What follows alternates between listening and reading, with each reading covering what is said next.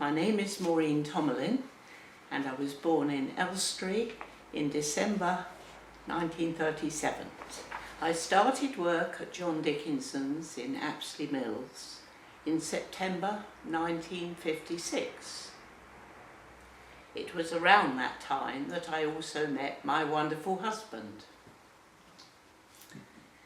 After 5 years at art school, I was very excited to be given my first job at John Dickinson's, who were well known in many places around the world. I joined many others each day, walking under the famous clock and going through the main entrance. The studio where I worked was at the far end and up several floors at the back of a very big building. It was light and airy, with windows on 4 sides, 2 of which overlooked the surrounding countryside, with the London-Birmingham Canal running close by the bottom of the building. I worked with 4 other artists, and my boss was a Mr. Erland. He was a wonderful man with snowy white hair and a genial disposition, and he had some of his own watercolours exhibited in the Royal Academy. This is something to be noted. In the days before colour photography was freely available to everyone, another colleague specialised in touching up, colouring black and white photos, and he did it very well. Our work was very varied and obviously included work with Basil and Bond and Lion Brand, whose logos were never changed. I should also mention here that letterset and other stick-on lettering of the modern day were not around, and so we were all trained to replicate whichever typeface the customer wanted. It was painstaking and meticulous work.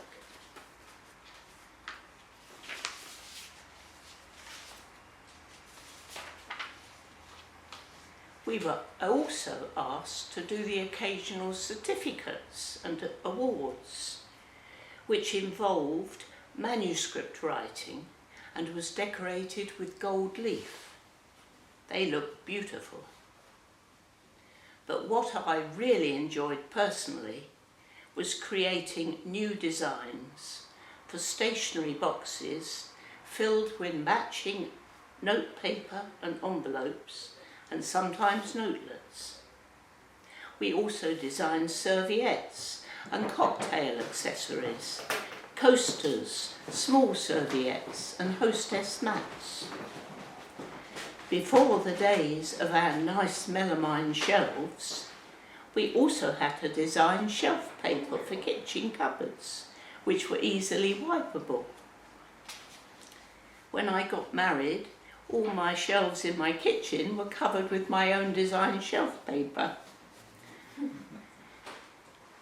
If a design was accepted, we then had to produce working drawings for the printing department. This involved replicating each colour in the design with black ink on separate sheets of paper. They were then taken to the print department.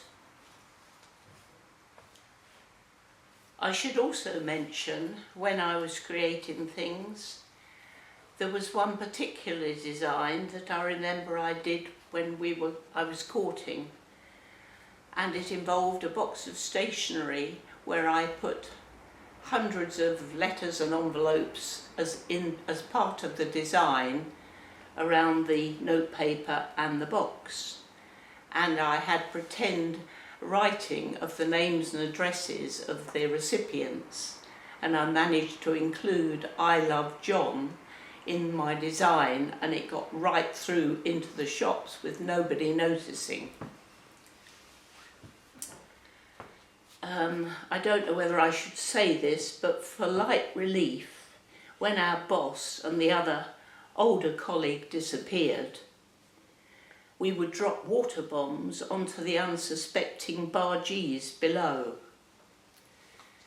Now, we had a sink in the corner of our room, obviously, and this just involved filling small polythene bags with water, opening the windows which looked down on the canal, and on our side was the fact there was a lock there, so they had to queue up to wait their turn to go through, and we just dropped the water bombs out of the window.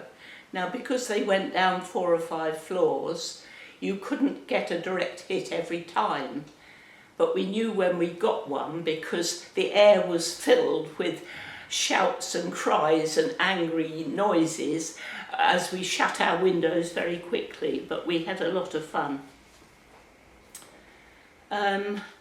Finally, I was involved with the trade fairs at places such as Alexandra Palace. Miniature displays would be made in the studio. They looked rather like the sort of tiny theatres that parents made for their children to work at home. And we used to do them ourselves, and I remember I was once sent down by my younger colleagues to get a left-handed hammer, as I was left-handed, with smiles on their faces. And I duly went down for this left-handed hammer, which wasn't part of our equipment, and asked for it.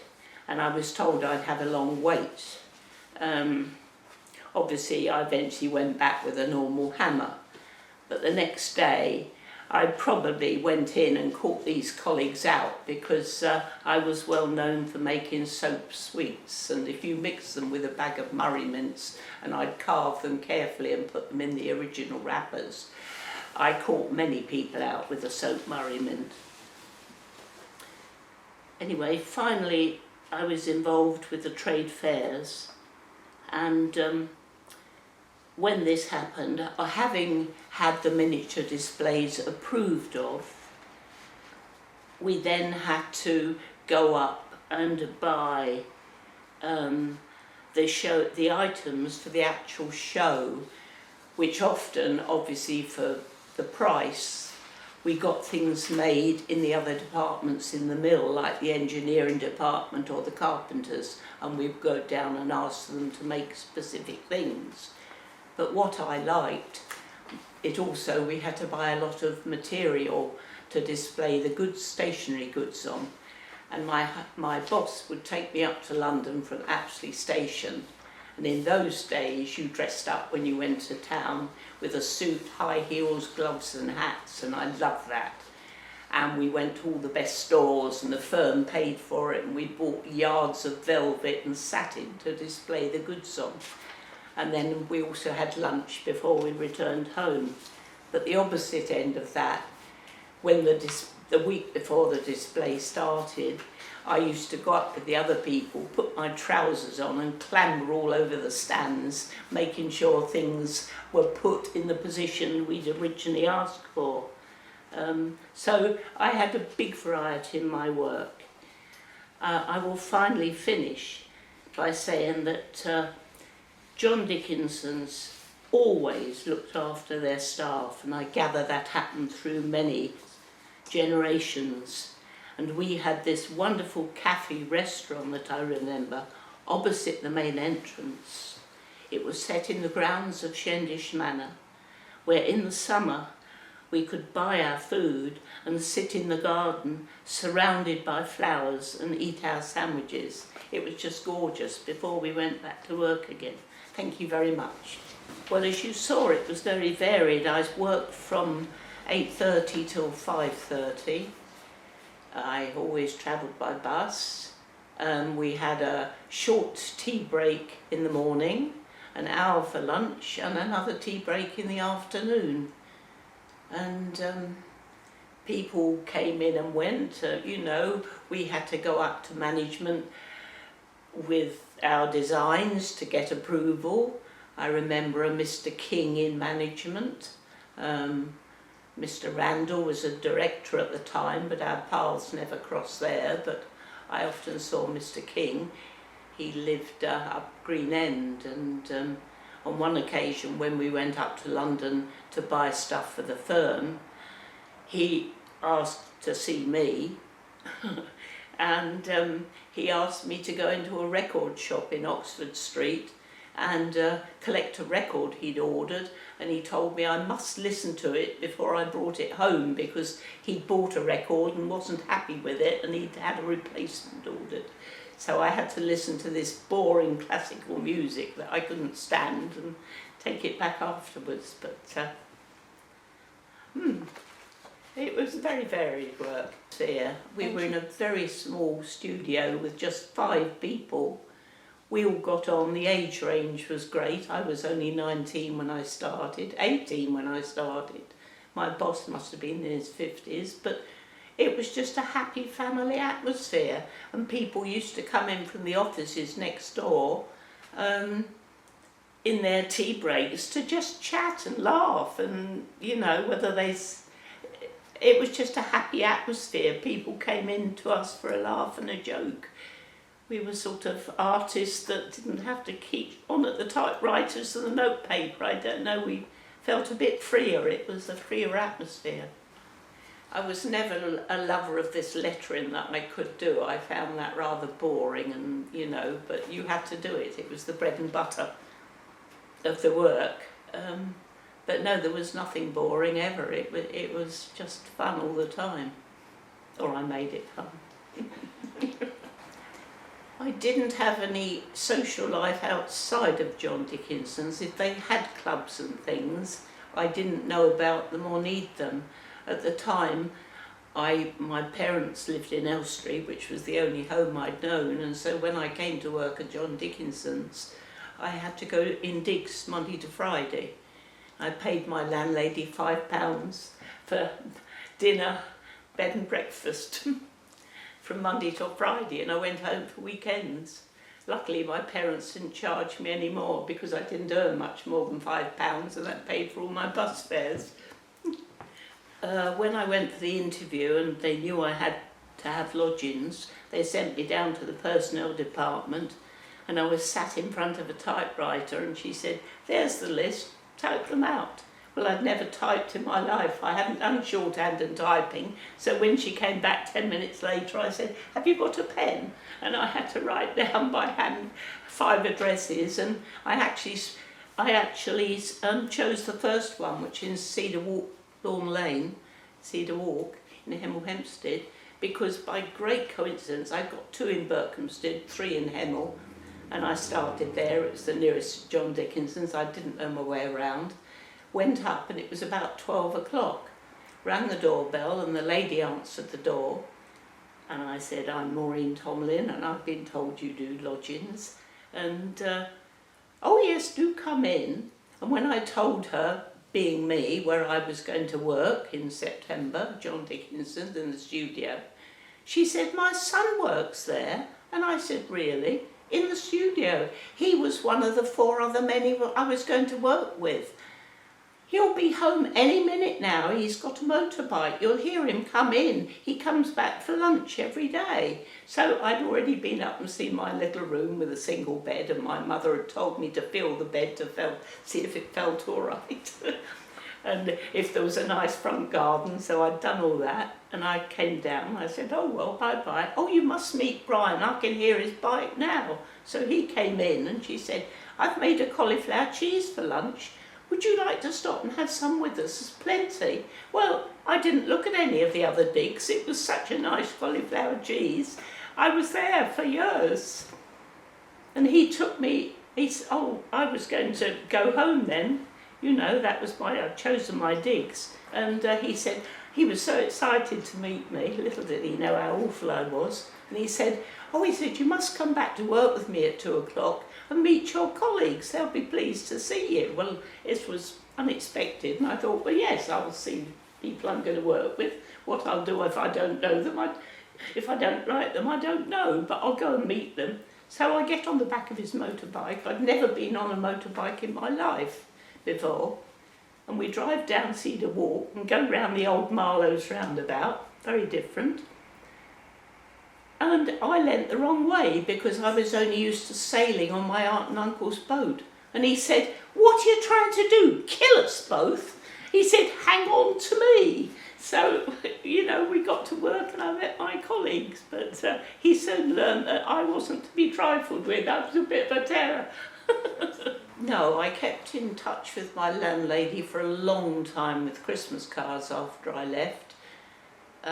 She moved up to Chaldon and I still sent Christmas cards up there. But my boss was so lovely, I kept in touch with him until he died. Mr. Erlen used to live in Northchurch with his wife. I never met her, and he didn't have children. But when she died and he left work, he moved down to Cornwall where he did a lot of his watercolours. And because I still exchanged Christmas cards when he went down there years later, on one occasion, my husband and I took our children down for our usual fortnight's holiday, and I said I'd love to see him again. And I was probably then 30, 40, and he would have been 60, 70 or whatever. Anyway, we went round and we found his little house, but he died a few months before, and whoever opened the door told me, so I never actually saw him again. But yes, he was a lovely man, and I did try and I kept contact. This was one of the many designs that I did when I designed serviettes. I really loved doing this work. I could be creative and just sit there and dream, and they came into my head. This was, I was told they wanted something for birthdays, and so I thought horoscopes and all this sort of thing. There was a lot of research involved. I had to find the flower for each month, which anyone can do by finding it on the web now, but in those days it wasn't as easy, and the stones, and it's quite interesting because when I was a little girl, my godmother gave me several bits of jewellery with my birthstone in, but I was too young to realise it was my birthstone. But when I did this serviette, I thought, oh, those things I've got in my jewel box that are many years old, they're actually my birthstones. So it's the more you go into these things, the more involved it becomes. Anyway, I got carried away, and it obviously took many hours that I was paid for. Most artists are rich after they're dead, so I didn't earn a lot, but I love doing it. And when I produced this one, if you created the design, it was usually given back to you to do the working drawings for the print room, and because you'd done the work, and each colour had to go on a different sheet of paper and be replicated in black ink, and then we ourselves took all the sheets down to the print room, who soon told us if they weren't happy with it. And anyway, we handed them over, and from there they made the blocks and the things they used to print the designs, and then they'd be all printed the required amount that was needed, and from there they'd have to go into other departments to be cut and made up into packets or boxes or banded, and then they'd end up in the shops where the public could buy them. And I know occasionally when I went home weekends, I'd say to Mum and Dad, oh, I've got so-and-so, it's in W.H. Smith now. And my mother was so excited, she would ring all her brothers and sisters up, and they'd all rush to the nearest W.H. Smith and buy a packet of my serviettes. And but there we go, it goes down in history. And yes, so but it was just so exciting, and to be able to see it right through from when you designed it to the print department and then buy it in the shop, and you thought, wow, it's an amazing process. But the work involved, people don't realise how many hours it takes. If it was something like these serviettes, hostess maps and shelf paper, we were given free range. It could be anything. We were not given. Probably price came into it, and they would say you can't use more than so many colours, or yes, you know. They knew what they were going to charge for them. That wasn't our bother. But we loved it if we were given free rein and no restrictions, you know, and then you could just do what you wanted below the cost. It didn't matter to you. Yes, it was just nice to be given a free rein. This was what was so nice about it, but the lettering and all, I mean, they couldn't be changed. That was, for me, boring, you know, same logos and, oh, you know, Basildon Bond again, fiddly writing, but you just did it. It was the bread and butter. I'm a bit of a perfectionist, as you both know, and, you know, they couldn't have rushed me. You can't, I mean, the research and everything. I can't remember where I went to find, whether I had to do that in my own time, out of hours. I can't remember a library at John Dickinson's then, because there was no computers. I would have needed a library or something. I must have done that in my own time, I think. I must have had the idea at work, and if you don't care, you go home and you think, oh, you know, oh yes, all these stones, I could use that in a design. I probably took in the reference books with me and copied them. Never mind copyright and all this, probably the people would have sued John Dickinson's, but, you know, I've never heard of a library there, so I think that would have taken a lot of research and other things like that, but if you got carried away, and no, there was no timetable. This was the beauty of it.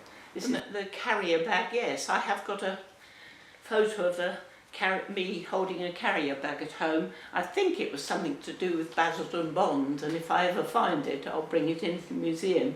But it didn't want me. It was just because I was a 18, 19-year-old, and my boss said the photographer wants someone to hold a carrier bag that John Dickinson's has obviously designed. And I had to go down to his studio, which was somewhere in the mill. I can't even remember his name, and there were lights and things, and I just had to, I spent ages that morning deciding what I'd wear and which colour lipstick I'd have, but it wasn't me that they were interested in. It's like these glamorous models at car shows that lay over a car. I just had to hold the bag here and there and there, and it wasn't me they wanted, it was the carrier bag, and I was just the female that was behind it. So I have got a black and white photo somewhere, black and white in those days, but I'll bring it in when I ever find it. Yes, my landlady was so nice. She was a widow, I hadn't said that, and say she was a very good cook.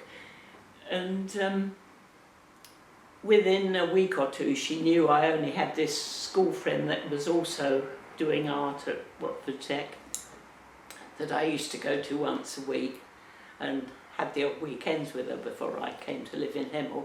But she said to Brian, her son, who was 10 years older than me, and if you're only 18, 19, he was ancient, wasn't it, with the motorbike that I nearly killed us on. And she said, why don't you take Maureen up to Burton Booston's one evening this week, Tuesday, Wednesday, Thursday? She might like to learn to dance, and she'll meet people her own age, you see.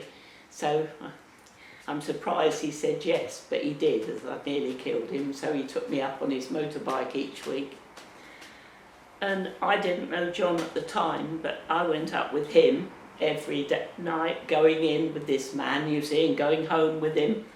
And John had just started going about the same time with a friend of his, just to try something new. Anyway, he obviously must have noticed me, and he made inquiries about this girl that came in with this man every day. Oh, she lives with him. And then he also heard I was an artist and thought I was one of those, you see, back in the 1960s, and it all went on. So he never asked me out till the following May. In fact, he was a nice man, and he thought, no, if she's living with that man, I can't interfere. Anyway, in the end, it was funnier than that, really, because you'll love this, won't you? There was a YHA group in Boxmoor where we used to, my friend Vicky obviously introduced me to that as well, and we've got lifelong friends we've had there that we've known all our lives. About a third of them are still around like us. And we used to go down to the Guide Hut in Boxmoor to the YHA meetings every Wednesday night, and on one occasion I knew John from dancing with him at Burton Booston Dance School. Oh, and the dance instructor had, when before I officially started going out with him, there was a tango, and she obviously thought we'd look good together, so she sort of slung us together and said, right, we're all in this class. And, oh, hold yourselves tighter and put your leg between her legs. And John said he thought, oh dear, you know, this is a bit personal. We didn't know each other at all. And we loved the dance. It ended up being our favourite dance, didn't it? We were quite good at it, but naturals.